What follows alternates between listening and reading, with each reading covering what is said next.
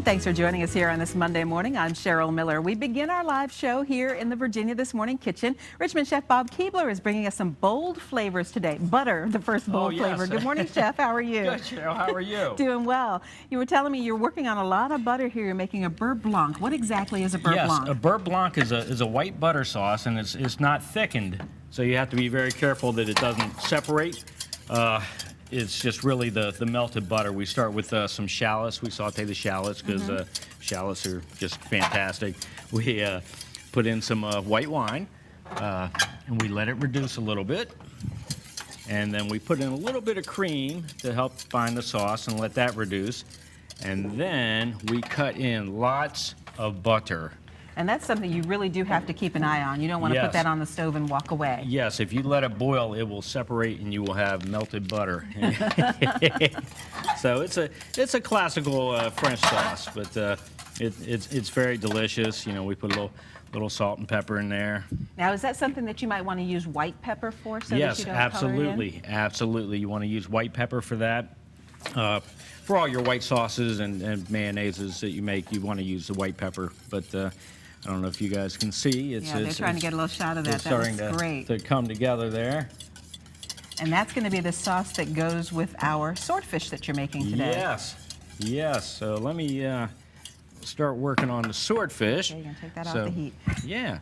So, you know, I mean, at Morton's, we're known for our prime beef, of course, but, you know, that's not all we have. Today we've got a little surf to go with our yes, curd. yes. We have always have fresh fish available, oysters, scallops, salmon.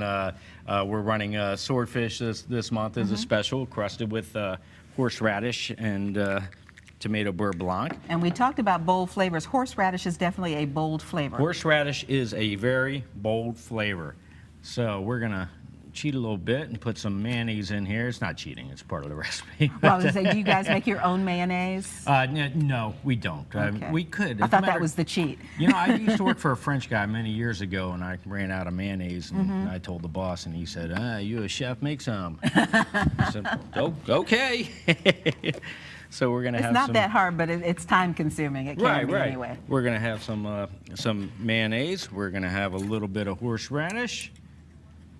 Now, horseradish, of course, is very strong. A couple of teaspoons full, maybe. Yeah, a couple teaspoons of horseradish. And I love the way you make do without the right tools. Yeah, I know, right? Our kitchen isn't set up the right way, but you make do, as we do at home. Yeah, a little salt and pepper. A little bit of lemon juice. And as you're making the sauce, can you tell us how you would go about picking out a good swordfish steak? Well, a good swordfish steak should be at least an inch and a half thick, because one of the main things you want to avoid with seafood is overcooking it. Seafood is something that's, as opposed to maybe like ground beef, seafood is something that's much better undercooked than overcooked. Because once we take it off the heat source, it's going to keep cooking anyway. Yes, it's going to keep cooking, it's going to dry out. And we don't want that. And that's probably why a lot of people hesitate to make seafood at home, because they overcook it. That's right, that's right. And what kind of breadcrumbs you just added there? Yes, those are panko breadcrumbs. So now we have our horseradish crust here, which is really pretty tasty. Let's see, Jessica says she's going to take a bath in it. I'll take my fingerprint. Oh, that's very good. Yeah. So what we'll do is we'll get a pan hot. And more butter. More butter. Got to have butter. I mean. And a lot of people have gone away from butter, but butter is really the purest of this kind of oil that we're going to use, because basically it's just cream. That's right. Butter is right. It's just cream. That's it. That's the only ingredient. And, so, and if you're going natural, that's the way to go. Right. So I mean, there's it's high in fat, but it has absolutely no additives in it. So if you don't have an issue with consuming fat, then it's perfect. We have no issues whatsoever, Chef. Now, are you going to season that swordfish steak at all? Yes, I am. I'm going to give it another hit of salt and pepper. And that's pretty thick, so how long is that going to take to cook? This is going to take probably 2 or 3 minutes on each side. So we're going to cook it before we encrust it? Is that the way this goes right. Here? We're gonna We're going to sear both sides. We're going to let it cook for a couple minutes, then we're going to put the crust on there. And ideally, we would finish it under the broiler so that it would turn out something like that.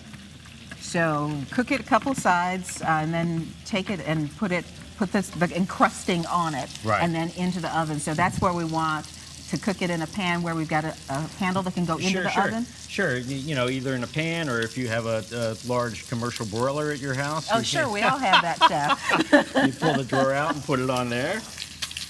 Let's see. See if I can flip this without getting butter everywhere. There we go. Good job. Okay. Look like you've done that a time or two. Yeah, a few times, but I didn't want to mess your studio up too bad.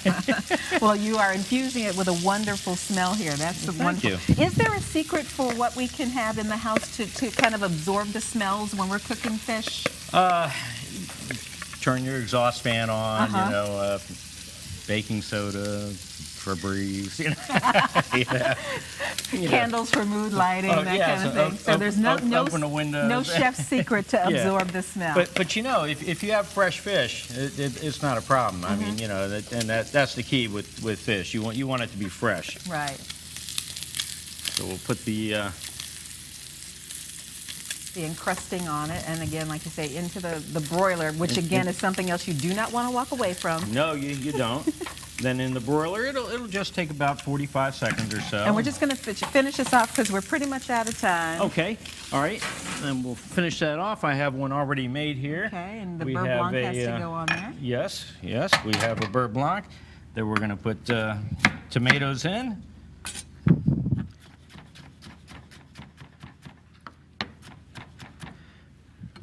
All right, tomatoes in our Beurre Blanc, and then that goes over or around?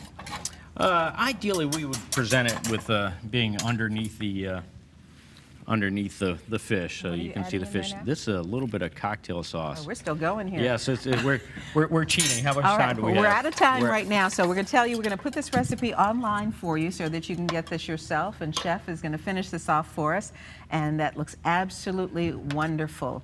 And a little bit warmer than bath water, Jessica, but we'll work on that. Chef, thank you so much for joining us today. Good job.